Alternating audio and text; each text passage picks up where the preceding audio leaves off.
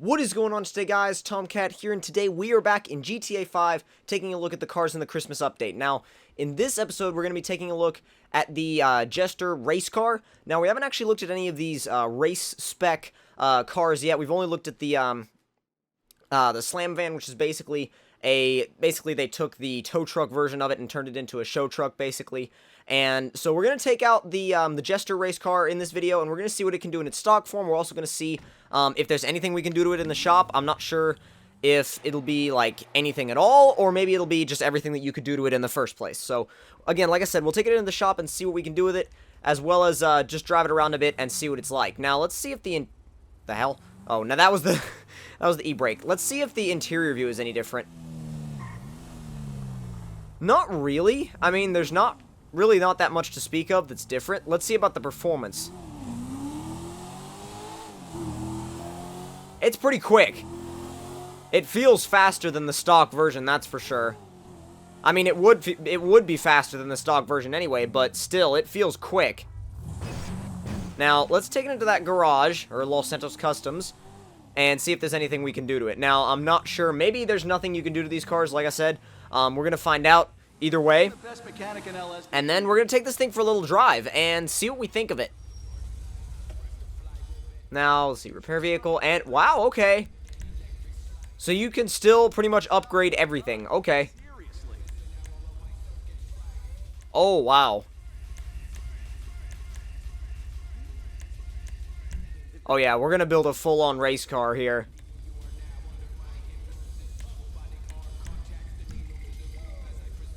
Let's see. You're going to go ahead and fully upgrade the engine. And well, actually, let's see. We've got the oval exhaust. We've got the chrome tip exhaust. And we've got the race exhaust. Since we're building a race car, we might as well go with the race exhaust. And then from there, let's see. For the lights, xenons. I'm not going to mess with neon lights because, like, any, underglow or anything like that. This is a race car. So, from there, we're going to go ahead and go with the, let's see. We're going to leave the paint the way it is. And for the roll cage, we're going to go with a full cage and race chassis modifications. And from there, we're actually going to go with the louvers just on the rear. Give it that little bit more of a race look. And then for the skirts, going to go with the carbon type. The only reason why I left the rear diffuser painted was because I felt like you just couldn't see it otherwise. And I thought it looked cool, so, I mean, if it's there, then it should pretty much be seen. Now, the GT wing is absolutely ridiculous. Now, that is basically, I mean, I don't know how functional it is in GTA, but in real life terms, that would absolutely be effective as far as downforce goes. So we're going with that, and then from there, for some reason, well, the reason why is because we're not level 71 yet, but we can't do the race suspension quite yet. But we can do the sport, which look how much difference there is between the two. It's like minuscule. And then from there, fully built transmission and full turbo tuning. Now, I know a lot of people have been saying, oh, the turbo makes the car slower. It used to, but they fixed that with the Christmas update. They patched that, and the turbo actually improves the car's top speed and everything like that again. So everything's good to go with the turbo. It adds horsepower, it doesn't take it away. I don't know what they were thinking when that glitch came about, but we're all good to go now. So we're not going to really do anything with the wheels because I like them the way they are. I think they look really, really good, and I think they fit the car very nicely.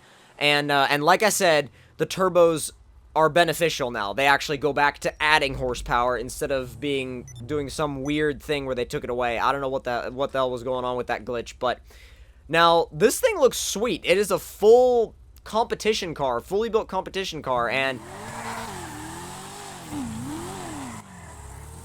this is not going to be for anything like drifting or just kind of, general hooliganism. This is a serious racer. And, I mean, if anything in GTA can be serious about anything.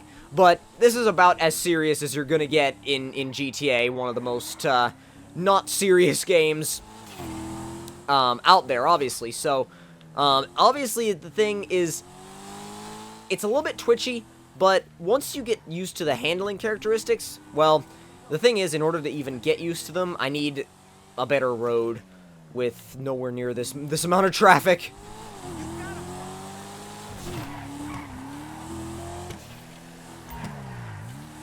It's responsive, that's for sure. It doesn't understeer a ton, which is really, really nice, because the thing is, a lot of the supercars in GTA have this tendency to understeer, and I think they're trying to simulate grip, whereas in reality, they're just adding more understeer. And this actually seems to... Whoa, excuse me. This thing actually seems to kind of do away with that aspect, and it's just got a lot of grip from the front end of the car, and it just turns in and goes. I mean, yes, it will rotate into oversteer if you push it too much, but like that. But if you know how to catch it, it's fine. We're actually going to go ahead and go this way because this is a decent road. It's not the best road ever in the game, but it's definitely a decent driving road. You can do a few laps here and definitely feel out the handling of a car. But as you can see, extremely quick, and when you're going at a pretty decent pace, it just wants to hook into corners. No drama, no fuss about it whatsoever. It just hooks into corners and goes. Even when you're on the throttle midway through the corner as well. Now, if you go into it too fast, you will understeer and go into the guardrail like I did on that one. But again, that's just down to the driver. You just have to be really attentive to the car, and you really have to learn it. I haven't come anywhere close to learning this car yet, but... Oh, God. That's when you brake too much and then try and get back on the throttle immediately. The back end will whip out on you if you do that.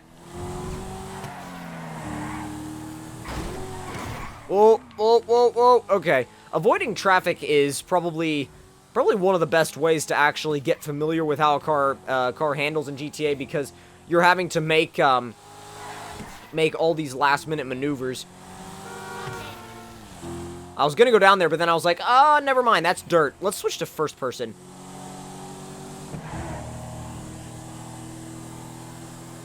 It's a really nice, clean interior. It's an easy interior to just kind of drive from. Some of the interiors are, I don't know, they're just kind of bulky sometimes, and or they have so much going on inside them that they're really, really busy, and it's just not a nice, I don't know, it's just not a nice interior. This is a very basic interior, but it's also a very nice interior, and it suits the car really, really nicely. I think it suits it really well, and it suits it because of the fact that it's not having you focus on a bunch of other things at once. It's just got gauges and a wheel and a radio. That's all that you have in here to look at, pretty much.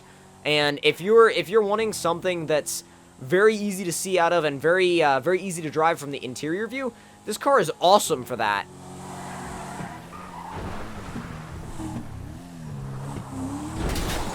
Oh my god. What the? That was weird. Okay, we just hit the power pole. Apparently it just kind of threw the car. I don't know. Either way, the brakes are also very good. The brakes are very, very nice, actually. There's no doubt about the fact that when you hit them, you are absolutely going to stop. Now, let's do something a little bit out of the ordinary for this car. Take it out of its comfort zone a little bit. And I think I found the exact place to do it. I think, well, maybe. Hold on. Yeah, okay, wait. No, I know exactly where we are. Perfect place to do this as well. If we wanted to take this car out of its comfort zone, this is exactly how we do it!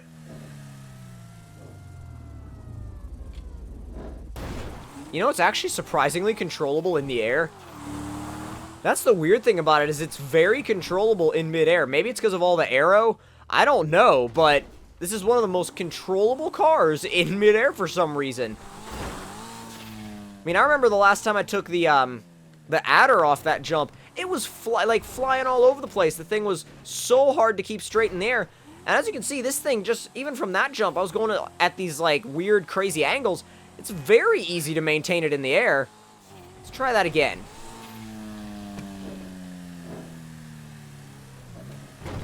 And again, it's very easy to catch this car in the air. I don't know why that is, but it's certainly a good thing to have. Nice thing to have, especially... Oh, no. Oh, God, this may be the end of this review. I didn't want... Okay. No, we're good. We're good. For now, anyway. If we can get out of here. Getting out of here is the other, slightly tricky part. And surprisingly enough, this thing has ridiculous grip off-road. I did not expect that one bit, but it's just like, I'm good to go. It's good to go anywhere. It's good to go off-road. It's good to go, if you're racing. It's pretty much, I don't know, it's great across the board. I'm being constantly surprised by this car. In fact, let's try it out on this dirt road and see how it does. Put it in a little bit of a rally car situation. Stick to the inside. Oh, not an issue at all for it.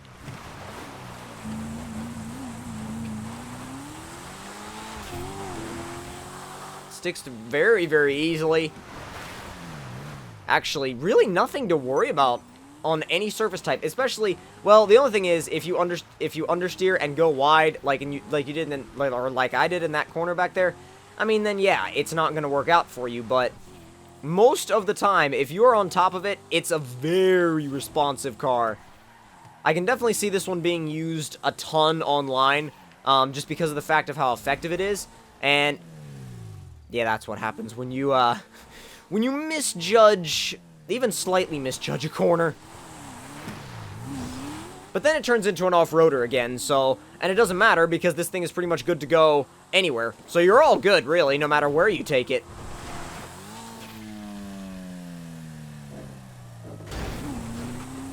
And I feel like, actually, to finish this off, I want to find some kind of massive jump.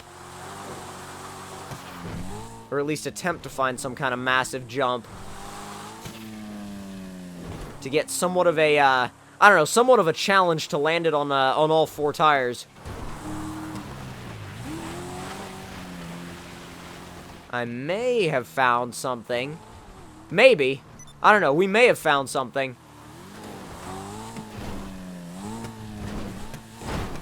Keep it, there we go. That's not the jump I was talking about, by the way. That's far from the jump I was talking about.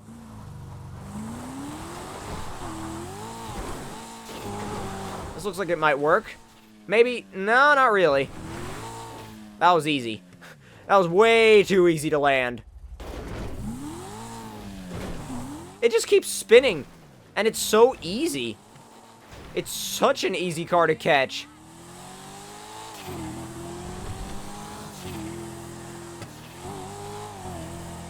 Still trying to find a good jump for it, though.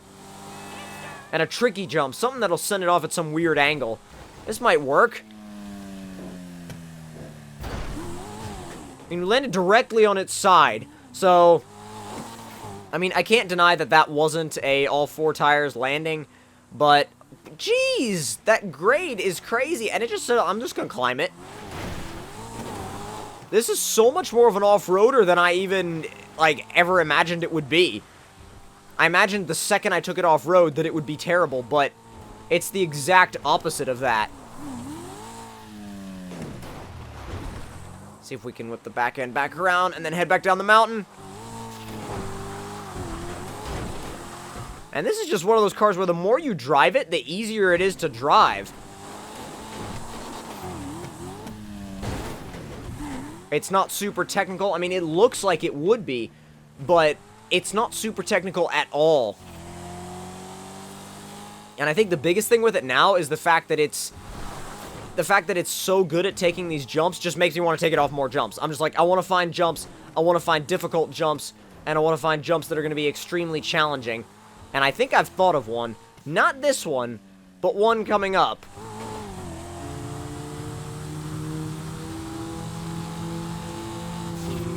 And brake. Because we're not going in there. I'm not in the mood for a 4 to 5 star wanted rating immediately. Not in the mood for that actually at all. I'm generally not. I mean, the only time I'm actually in a mood for something like that is if I'm messing around online or something. But I mean, technically this is online. I mean, it's an invite-only lobby, so technically it's online, so you could say, well, then why aren't you in the mood for it? Because you're online? But when I say online, generally I mean when I'm in some kind of public lobby, or just playing online with friends or anything like that. But a lot of the time I actually, if I'm going to play GTA solo, generally I don't do it in the story mode. I'll go into a private online lobby instead. I just find it to be I just find it to play better that way. And plus I've got so much progress online that it's just much better for me with all the buildings and that, like, well, not the buildings, but like the houses I have and the cars that I have and the garages and everything. And it just makes everything a lot more convenient.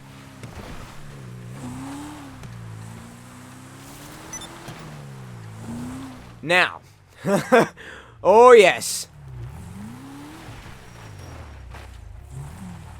Don't fall yet. Don't fall just yet. We'll get to that, but the car is really eager. The car's like, I want to go, I just want to go over the side of that mountain. I'm just like, wait a minute. We'll get to that.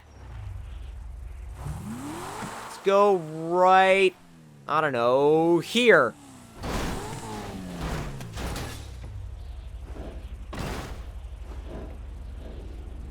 Oh, God. Well, hopefully we don't blow up by the time we get to the bottom. Oh, nope, maybe stabilize it. Yes! Not too bad. I mean, sure, it was very sloppy coming down the mountain, but other than that, this thing was able to stabilize and actually just land and keep going. Very few vehicles will just land after that and just keep going with that kind of amount of momentum. And I believe, yes, okay. I want to try that jump. I'll probably just overshoot it by a ton, but it won't matter. It's a fun jump. It's actually one of the most fun jumps, in my opinion, in the game. Even though it's not anywhere close to being one of the highest, I don't know. I like it. It's one of the best jumps, in my opinion, anyway. So let's go ahead and spin the car back around. We'll get back headed in that other direction. Alright, here we go. And power! Boom! Uh-oh. Oh, no. Oh! Oh, wow. Oh, wow. Thought for a second there that we had it. Like, we were going to be completely done. I want to do that again in first person. And actually, like, stabilize the car so it doesn't go to the side this time. See the inside. Uh-oh. Uh-oh. No. There we go. I was like, there we go. Get your competition spec race car back on the four-wheeler trail. Alright, back into the interior view. First time ever attempting this jump in interior view, actually. Should be good fun. And full power. And leave the jump. Oh, what? I wanted to do it outside of the action cam. I don't even know where we're going at this point. Help! Oh, man. Come on. Wow. Oh, well.